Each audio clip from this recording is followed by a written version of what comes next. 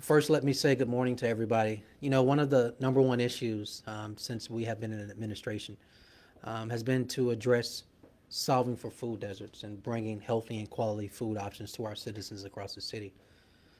And, you know, the city is divided into four quadrants, but, you know, one of the areas of town that has received a significant decrease in healthy food options has been the west side of town, which we made it a priority. Now, many of you all know that we have been told no so many times. We waited through a lot of no's, and I have shared in town hall meeting after town hall meeting and neighborhood meeting after neighborhood meeting into the council and in council chambers over and over into the entire city. We will wade through as many no's as possible until we got to a yes. Well, I'm happy to say today is we can acknowledge and celebrate with the community a yes. I'm proud to announce that the Birmingham City Council Budget and Finance Committee yesterday and approve an incentive package towards supporting a food giant going into the old Winn-Dixie shopping complex in the West 5 Points West. And I'm excited about that because those citizens in that area deserve more healthy food options. This food giant will be located at 2220, that's 2220 Bessemer Road, and the new store will be 25,000 square feet. And so that's a healthy size, I guess, large enough to offer those various options. This incentive package includes tenant improvements as well as modernization for the existing site. In addition to that, this agreement allows a 10-year revenue share with Food Giant. Um, but I want to bring this back to people.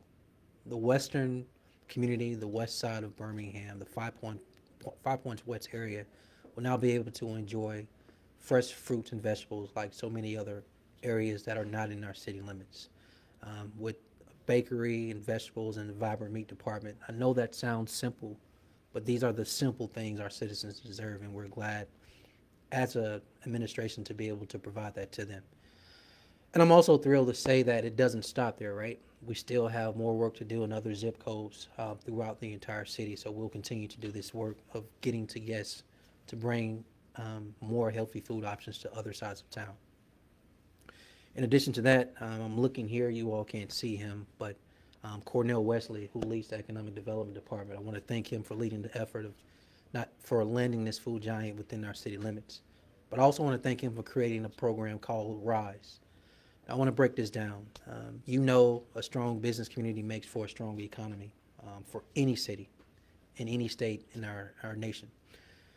And I think as an administration, we have to stay committed to continuing to find ways to support our business owners. With that, the Birmingham City Council supported an ordinance that supports the growth and retention of Birmingham-based businesses that have been approved to continue to expand in our community. I want to tell you what RISE stands for, and then I'm going to bring Mr. Wesley up. RISE stands for Retention Incentives for Success and Expansion. And what it does is it establishes two funds with the purpose to provide resources for area businesses. So with that, if you could come up here and give these folks some detail, and then I'll take the mic back from you and give them some additional notes. Good afternoon. Once again, my name is Cornell Wesley, and I serve as the Director for the Office of Innovation and Economic Opportunity. As the Mayor illuminated, RISE stands for Retention Incentives for Success and Expansion, and it serves two purposes: to provide a revolving loan fund as well as a cash incentive pool for our existing businesses. There's targeting two particular pods. We're targeting our legacy business and we're targeting the startup community. We know by definition, many of our startups are unbankable.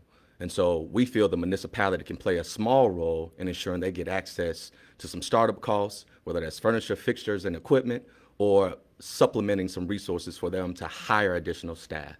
And so as we liquidate what we define as surplus property, we are empowered with the affirmative vote from the council to retain 7% to underwrite these two buckets. 4% will go into the cash incentive pool, 3% will go into the revolving loan fund. And we expect that that will grow over time as we continue to be very aggressive in the redeployment of our surplus property and the redevelopment of those things. Thank you, sir. Yes, sir. I'll bring them back up for y'all because I imagine somebody may have a question about that. But Mr. Wesley, thank you for giving them detail on that.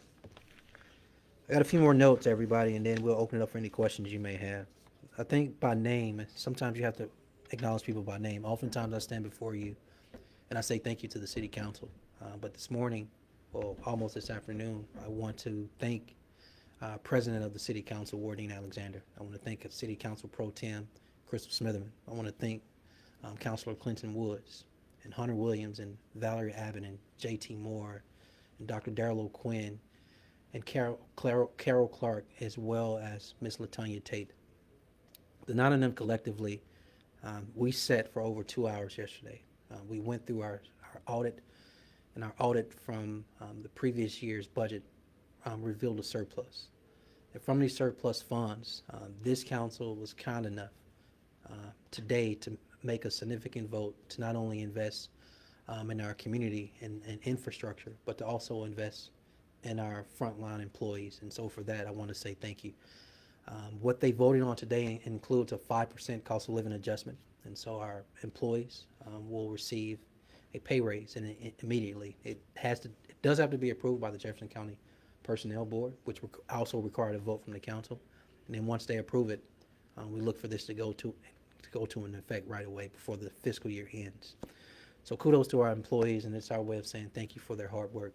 But in addition to that, there are things we're doing in the community, which also includes $10 million towards street paving, as well as a conversation we've been having for probably a little bit right at 2 years, which is providing uniform trash bins for our entire city.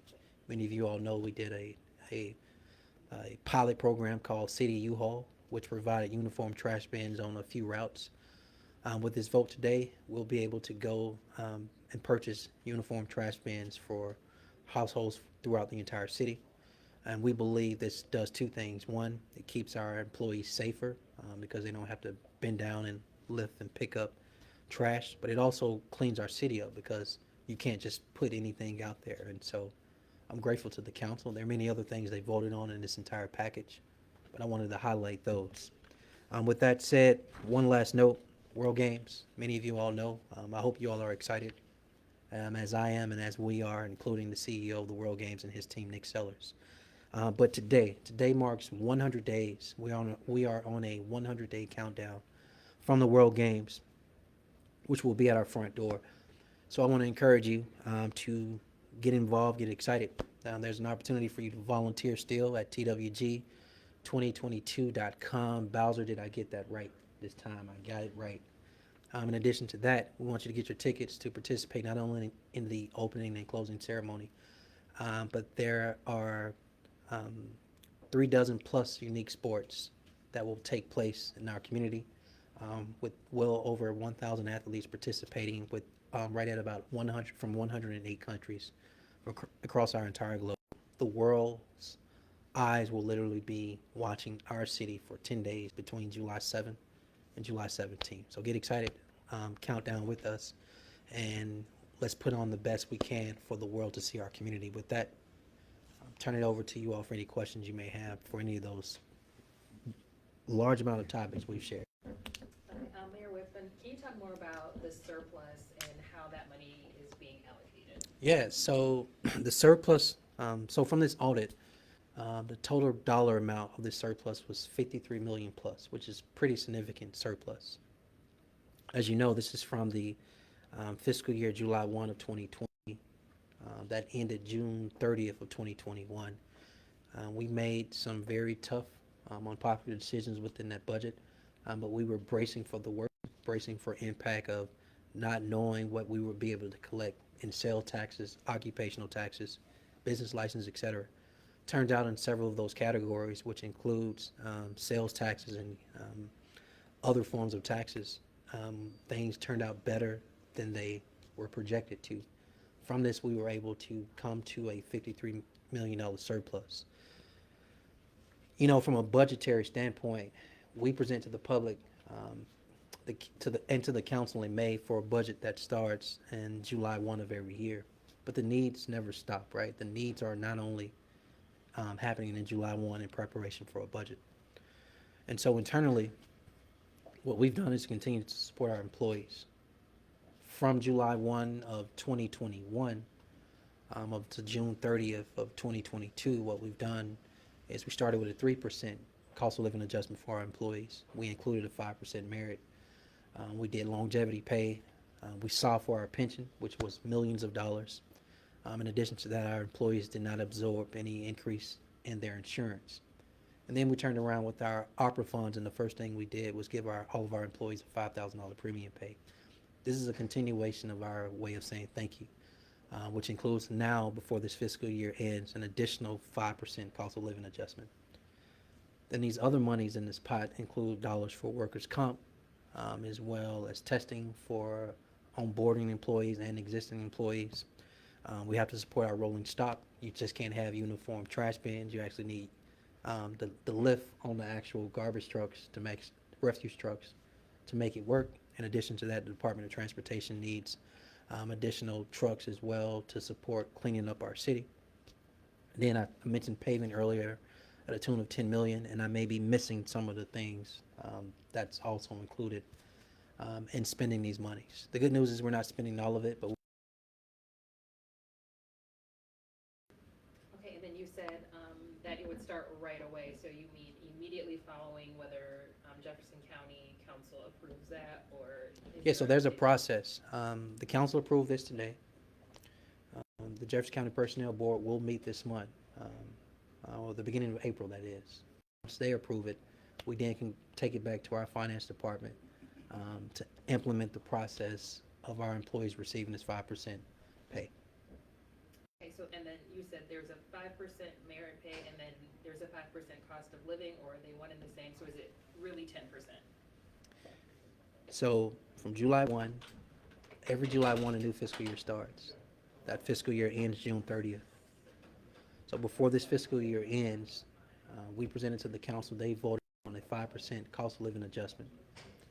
When the new fiscal year starts, we're making a recommendation also for we will be making a recommendation just like we did last year in this current fiscal year for a 5% increase in their merit as well. Merit is based off your start date as well as performance. So yes, many employees will be eligible for a 10% increase within 1 year. On the topic of World Games. Yes, sir. What are some of the challenges the city is facing to get ready for the athletes and visitors? Well, our number one job as an administration, as a city, for our existing citizens, for visitors, for the athletes, and for the dignitaries and everyone else who is participating in the World Games, is two words: public safety. And we've been solving for that every single day. And there's not a day that goes by of all the years of planning where we are solving for public safety in the form of securing venues, and in the form of making sure we do everything we can to protect the athlete and the supporter, visitor, dignitary, whoever it is actually watching a particular sport at all the various venues. That is a coordinated effort. We received our Series 1 rating from the federal government. That's on par with the Super Bowl, except this is not a one-time event over 3 hours. This is a 10-day event over multiple venues. And so from that standpoint, we continue to work with our federal partners. We continue to work with the state. We continue to work with Jefferson County sheriffs, as well as various public safety and coordination with municipalities across the region in the Jefferson County. And it extends beyond that. I just left a Big Ten's mayor meeting yesterday in Tuscaloosa, and the mayors of Tuscaloosa and Huntsville and Montgomery and Mobile and various other cities are also lending support. So we're receiving all type of support to make sure we have the manpower and other resources we need to keep people safe. Is there like a command center, or is it Birmingham leading that, or would that be like regionally? I mean, Yeah, there is a command. That command is based here at City Hall. It's in conjunction with a whole lot of people. They communicate with each other and have a cadence of meetings. And it is in support of all of our partners, which includes a lead from the Federal Bureau of Investigations. Mr. Mayor, how relieved are you knowing that you all were able to get these pay raises done? Oh man, I'm super relieved. You probably quote me on that one. Listen, for every dollar we spend, 78 cents of it goes to our employees. Now that's a significant amount, right? But the truth is, It's imperative that people realize that as a city, we're also an employer.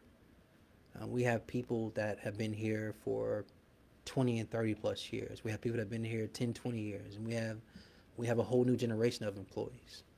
They have to take care of their families. Many of them have not had the opportunity to take off over the last 2 years or use any vacation time. Many of them have put their lives at risk in the middle of a global health pandemic. I think it's important for us to find every single way we can to say 2 words: thank you. Being in a position to provide this another cost of living adjustment on top of the 3% we just did starting July 1 of last year. It's just our way of expressing our gratitude towards our employees. So we're very excited about it. Okay, so on the surplus, for the ARPA funding, a significant justification for where those dollars have been used is the fact that the city lost revenue due to COVID. Correct. Is the discovery of these found tax revenues gonna jeopardize any of the ARPA spending? It won't. And there, we were given options, right? We were given that option for those first ARPA funds we received. We will receive an additional 70 plus million to ARPA funds this upcoming May in a couple of months. And the truth is, during that time, that was justified because the way we presented our budget was that there was a projected $63 million shortfall. It turned out not to be the case. We're still deciding with this second tranche how we will use of the federal guidelines, how we will use that funding. If it's not used that way, we can still deploy it to take care of our frontline employees and externally infrastructure and community needs. Hope I answered your question. Yeah. All right, who else? And then Yes, ma'am. Woodfin, how much of the CARES Act played a role in this surplus, if any? So I believe it played a significant role for any city in America. Our citizens received direct funding. But at a certain point, cities did too. But it is separate from that. Small businesses received direct funding. And so they were able to continue to stay in business. Being in the position to be able to stay in business allowed for their business license to be renewed, where we receive a tax from that. Being able to stay open for business based on whatever loan they received, their customers were able to continue to shop, which allowed us to receive sales taxes. Their employees were able to stay gainfully employed, which allowed us to collect occupational taxes. And I can go on and on about that ripple from the federal government allowing us to locally stay afloat and alive. And then one more thing, Yes. obviously we have First Alert Weather Day coming tomorrow. Is the city prepared if there's flooding again like we saw in our heroes here? If we have more flooding today, tomorrow, I Yes. should say, is the Yeah. city prepared? Yes, I think from the get-go, the first thing we have to do is over-communicate to our citizens for them to be prepared for the worst-case scenario. In the event of a storm, in the event of flooding, have your plan, have your safe space. If you're out in elements, if you see standing water, if you're walking or driving, stop, turn around, don't go into it. We continue to work with the Department of Public Works, not only cleaning inlets, but making sure we're doing everything we can to solve for runoff water and storm water in our community. So we're working with the council and capital projects on much needed projects throughout the city. In the best case, we don't have what we had a few weeks back, which is a significant amount. I believe it was 4 inches dumped in our city in less than 45 minutes, which you can have the best system in the world. No one can sustain that amount of runoff and stormwater. And so the number one thing is for us to communicate, whether it's a warning or a watch, for our citizens to know, have their plan, be safe, and at all costs, stay out of the elements. Thank y'all so much. Yes, sir.